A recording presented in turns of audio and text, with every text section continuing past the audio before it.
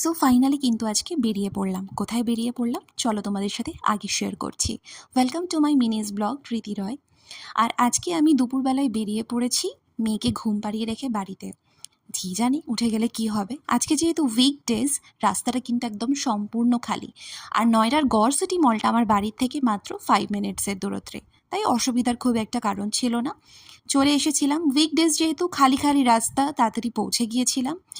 আর normal ডেজে তো ভীষণ ভিড় থাকে, এখান থেকে এইটুকু আসতেই প্রায় 10 মিনিট, কখনো কখনো আধ ঘন্টার ওপরেও লেগে যায়। তো ফাইনালি চলে এলাম। এসে আমি সোজা এন্ট্রি নিয়ে নিয়েছি গড় সিটি মলের ভিতরে। নর্মাল ডেজের মতন আজকের দিনটা একদম না, পুরো খালি ছিল এই সময়টা, স্পেশালি যেহেতু দুপুরের টাইম, তো একদম খালি খালি ছিল। নর্মালি স্যাটারডে আর সানডে ভীষণ ভিড় হয় এখানে, এক্সট্রিম ভিড়। তো আমাকে যেতে হতো 3rd ফ্লোরে, তাই আমি সিঁড়ি দিয়ে চলে যাচ্ছি 3rd ফ্লোরে। তো চলে এসেছি দেখো 3rd ফ্লোরে।